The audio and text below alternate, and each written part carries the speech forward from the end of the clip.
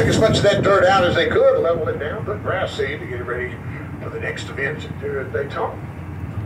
And as we come out of the end of a little bit of chicane here at the front, we're going to go down as if we're going down towards turn one. If we were, of course, a stock car, we're going to stay straight and go all the way down into turns 1 and 2. But everything else, as you can see, they've laid it out for the Historic Racing Series for this weekend. They run the road course because they're sports cars.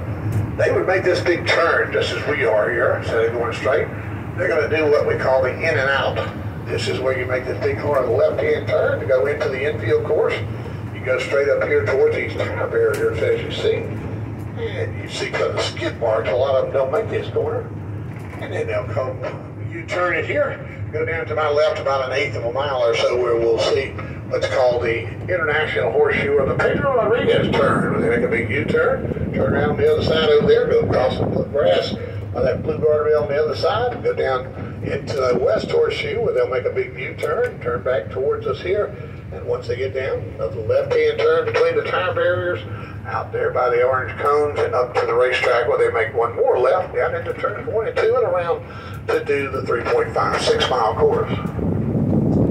Right in front of us, the first 40,000 seats that were here about a year prior to the opening of the facility itself. They were here back in 2015.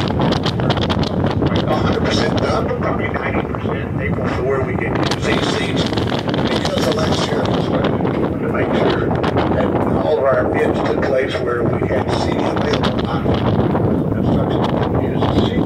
So that was why they were completed. On my right and right on the screen, goes down to 15.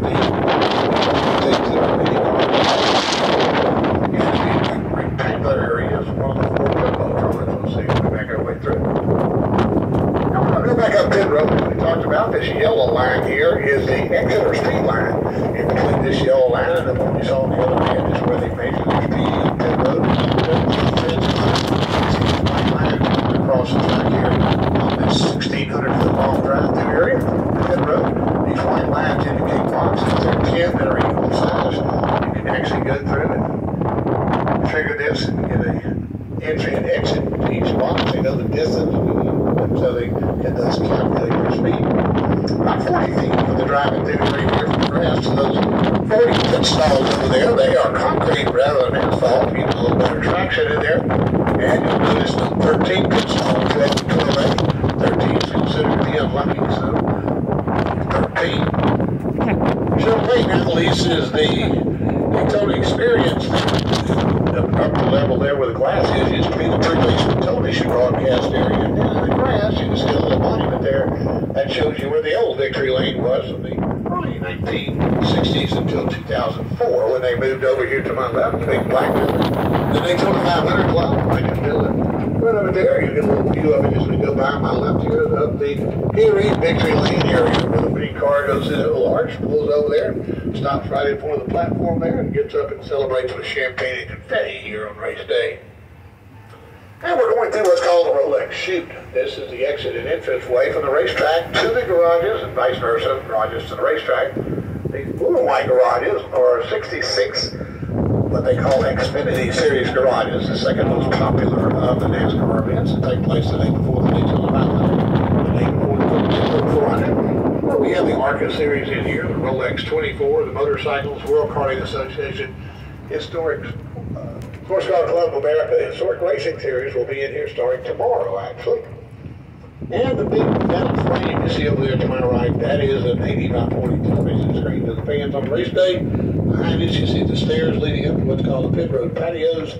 Corporation will have tents down there with a big drink. Go up there under the blue line and watch it from right behind pit road. And these 4 doors directly in front of me, said to be on our right, are the Goodyear Tire and Rubber Company where they mount the tires for this end of pit road. The recycling area where all the oils are recycled after the race, and the Sunoco fueling station where they fuel the portable tanks.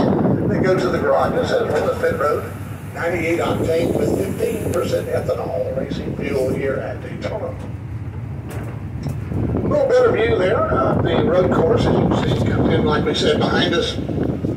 Goes over there to my right down into the International Horseshoe, that big U-turn you see to turn around.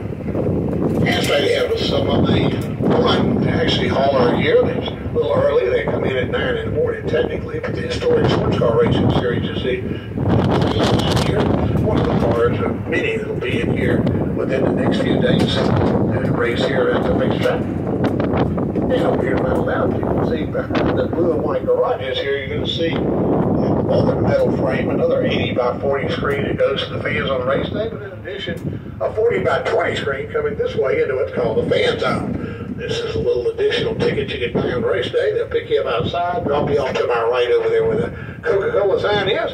Walk in here, straight in front of us, there'll be tent set up with all kind of different souvenirs for individuals. And also, over here you can see to my left, the red and white garages over there with the windows. You can actually look in there and watch the drivers work on their cars. The Budweiser Bistro, where you can get something to eat or drink. There's a lot of metal tables that would be set up inside there so that you'd be able to sit around and watch the TV, do whatever's necessary. And we'll give you one more view here as soon as we get through the day here. If you look to my left, too, down there, so the other side of the Budweiser Bistro, this moving in its way here, but that yellow building down there with the white doors, those doors will be up. That is the second part of the inspection process where they do tech inspection. They do, of course, the weight of the car, compression of the engine, a few other tech tests. You'll be able to watch all that. And after you get through, come back to the track, as we said, come back up here, come back and catch your tram, and head back to the race. On my left-hand side over here, you can see on the other side of this bus over here, this is the driver's and owner's lot. They'll be here in 10 or 11 days during January with the Daytona 500 week ahead from there. They'll have water, cable, electricity for the motorhomes. A lot of those drivers have small children, so you see the playground there. There's a basketball court behind it, and the white building back in the corner is a state-of-the-art health and fitness center. They walk right across that street over there to my left, right back into the garages. That's where they call home for most of those days. And the gray building you see directly to my left over there with the red and blue on it, the Advent Healthcare Center. That is a state-of-the-art hospital here inside the facility, manned by trauma doctors and nurses here on race day. Any fan or driver that needs to be treated, of course, can go in there. But, of course, any driver who has an accident that's a mandatory checkup, typically they'll be released. In some cases, we can't treat them here. You look to my left about a mile outside the racetrack, you see a white flashing light in a red roof building with 2 towers over there. About a mile outside, that is Halifax Healthcare Center. That is a level 2 trauma center. I've got trauma doctors and nurses here on race day, but rarely would we have to go there. Across the Boardwalk Club here straight in front of us, this is an amenities package for some of the upscale camping that takes place. That is what located behind it also. You can see some things back here we'll tell you about. That's because probably 80% of this infield area is going to be some form of camping here on race day, with the vast majority of that being motorhome camping here. This over here to my right, you can see this pedestrian walkway that's available to get people through when they're instructed to go into the infield. The paved area over here, the asphalted area, would have motorhomes that also have some vendors in there that have some automobile parking also. But over to my left over there, you see Lake Lloyd. Lake Lloyd really is a byproduct of the building of the Speedway, because when Mr. France looked at the property, not only did he have to have a piece of property big enough for a 2.5-mile racetrack, but he had to have the soil ability to build the 31 degrees of banking as well as the foundation.